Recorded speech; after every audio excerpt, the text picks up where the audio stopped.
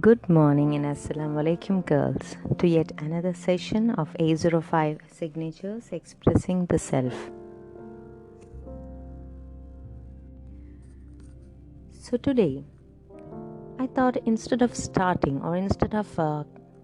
of all stepping into our next chapter, why not discuss a few thoughts with you? I would like to see what you all think of it.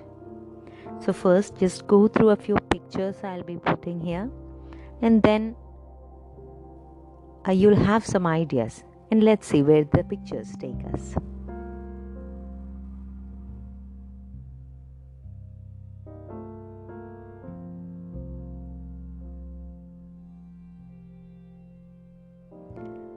So,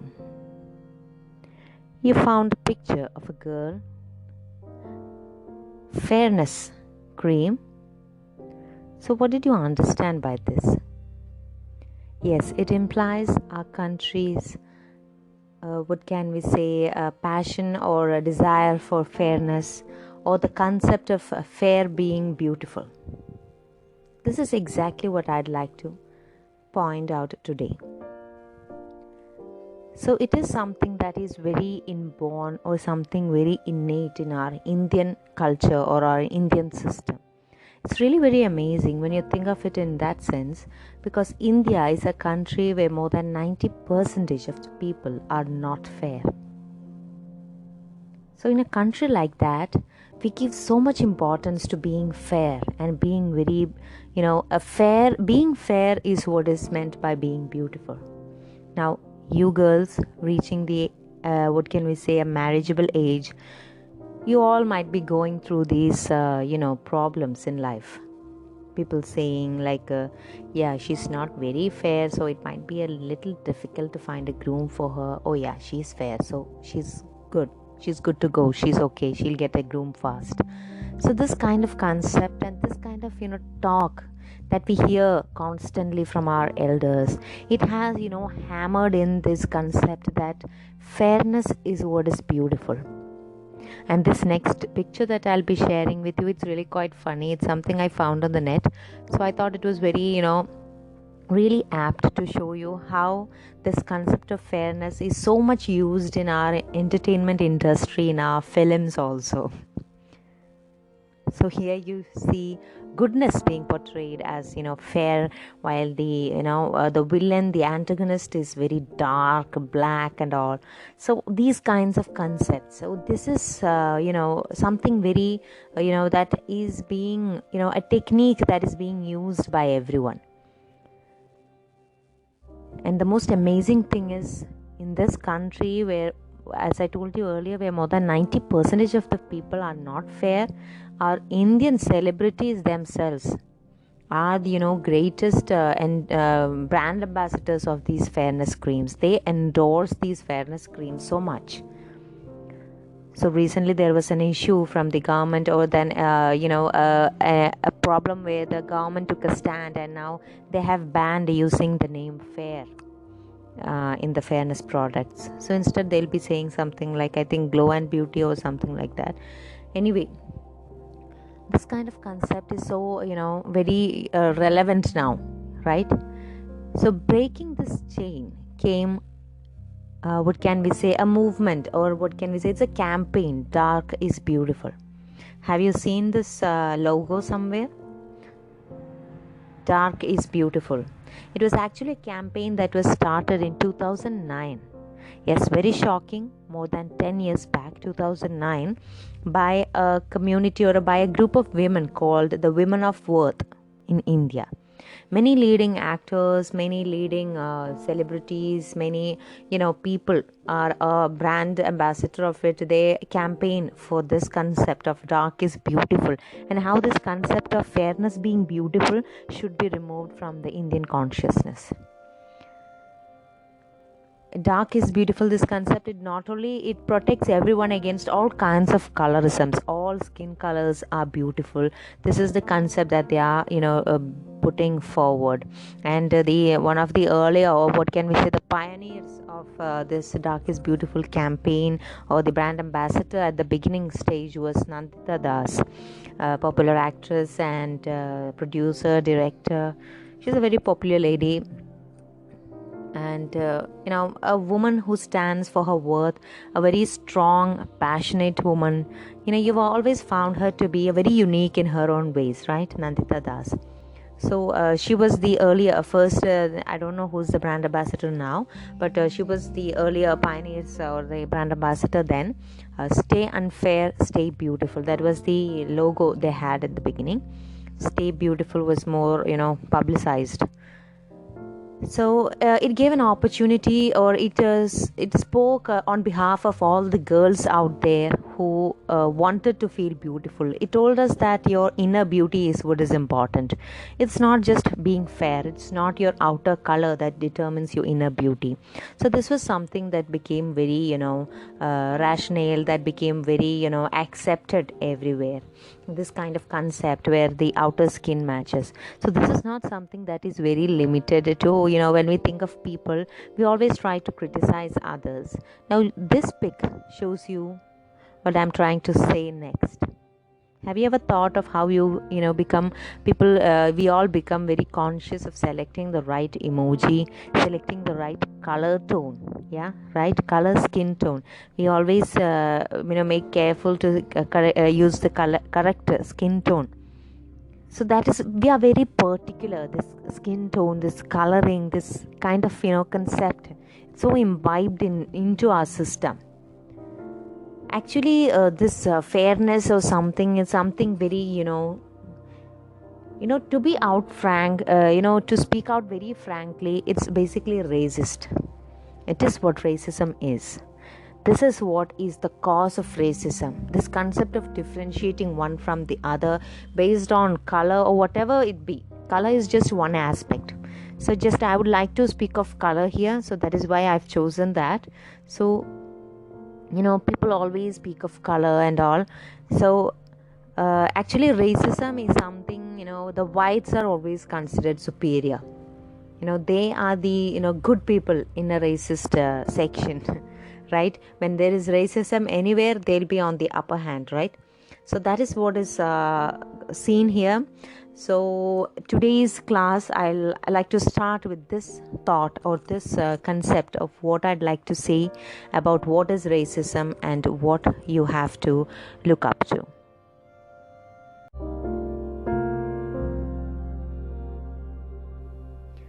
So coming on to our chapter, we are going to start today, or I would like to just tell you a little things about the writer, the Chinese American writer Nellie Wong,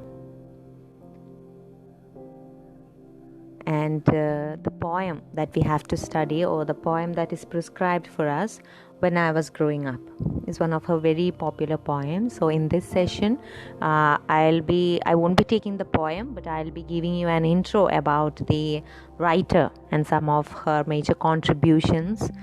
And she was one such writer who spoke against racism, because she herself had gone through this effects of racism.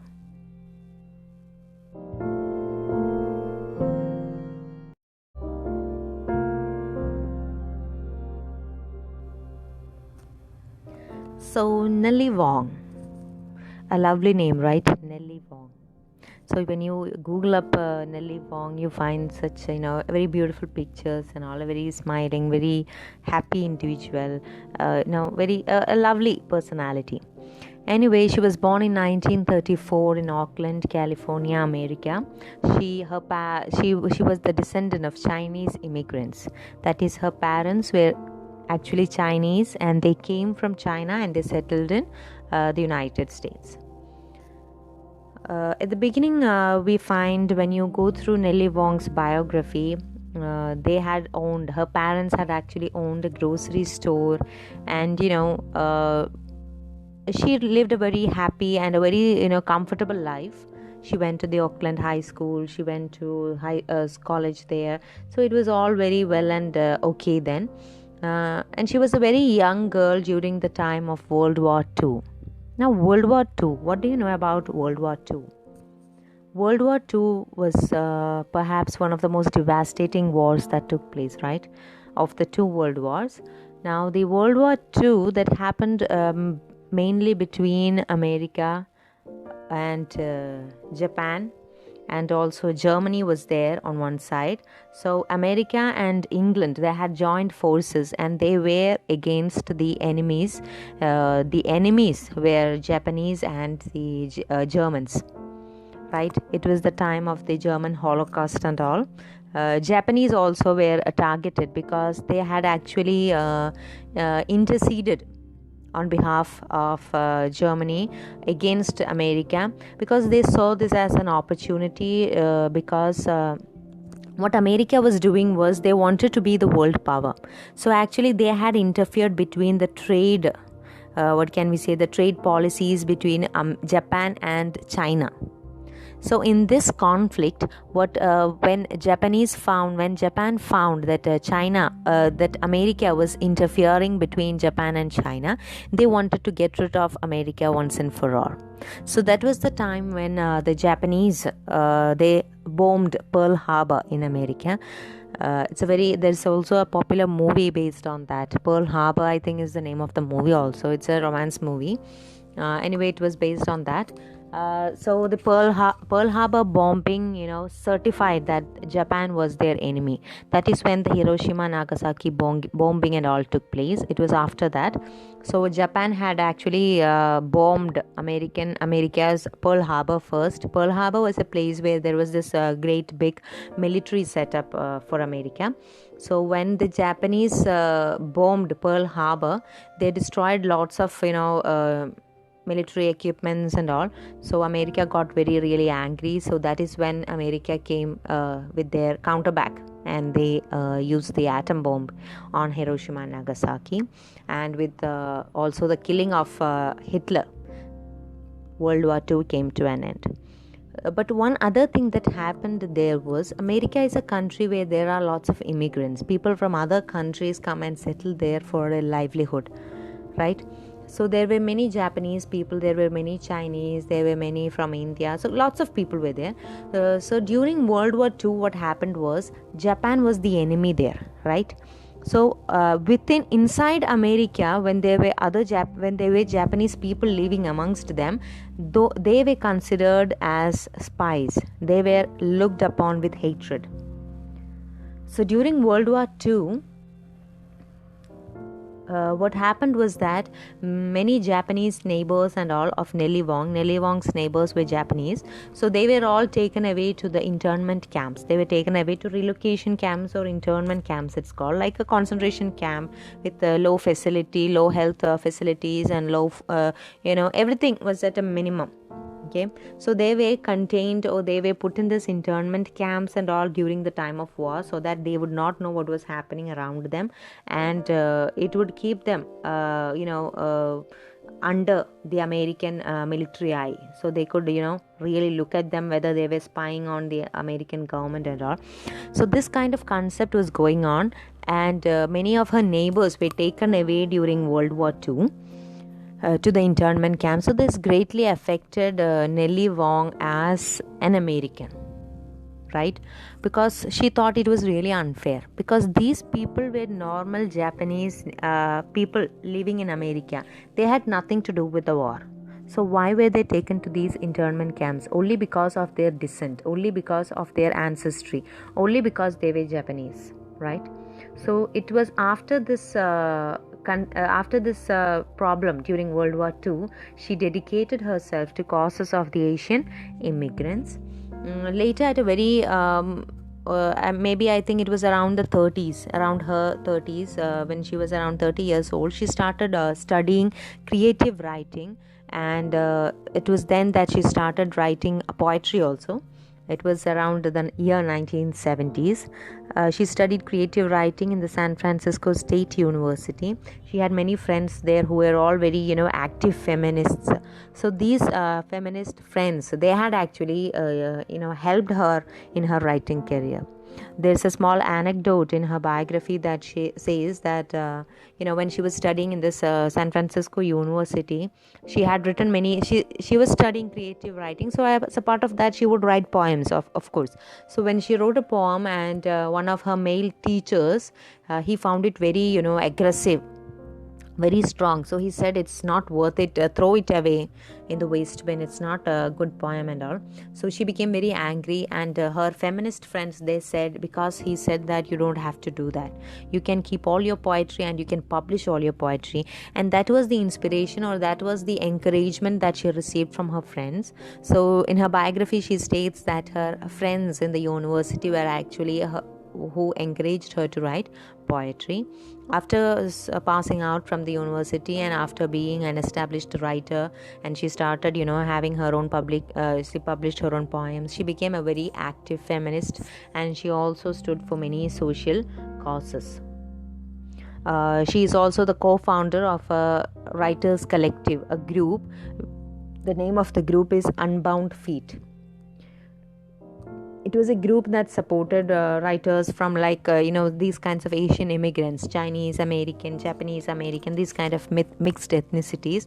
So these kind of writers would they would come together, and they would have their own publications, or have their own writings read aloud and performed as such. She was also part of basically two socialist organizations, or socialist feminist organizations. They were the Radical Woman and the Freedom Socialist Party. So these were the two groups with which she was associated. She was also a very she wrote, her poems were also very well established, or what can we say, very popular at that time when she wrote her poems. And some of her poems are put in a plaque, and it's a what can we say, it's a put for public sighting in the San Francisco Railway and other such public sites. So she's her poetry is very popular there, and she has also received many awards and honors. So these are some of the things you have to know about Nellie Wong.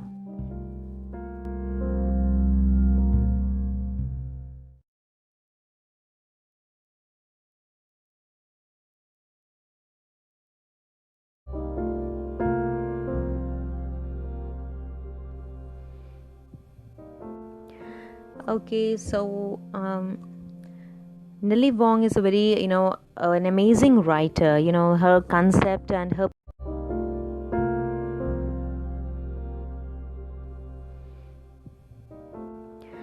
Okay, so Nellie Wong is a very, an amazing writer. Her concept and her perspective on life, a very feminist, at the same time a very socialistic kind of, viewpoint in her life. So some of her lines and some of her quotations are very beautiful, and it's something to you can use when you write your essays. So I just in this section, I just like to mention a few lines or a few quotations of Nellie Wong. She says, the more I see some people fighting back, the more I see everyone acquiring the strength to fight back. Sometimes when life becomes very difficult, and people started what can we say, abusing us and tormenting us for our ethnicity, for being the way we are, for being an Asian, for being a Chinese, and all kinds of things. You become very frustrated with life. And she says in one instance that, otherwise I'd just shut my door and say goodbye world, but that's not me. So giving up in life, depression, suicide, it's not what can we say, a solution for anything. So these are some of her lines, and one of her very popular lines was with which she declared the women's liberation was that, when women rise, everyone will rise. when women rise, everyone will rise. So she thinks that according to Nellie Wong, women are the most suppressed or the most oppressed section in the world. So if women as such, if they become empowered, then that will mean a lot. That could bring about many changes.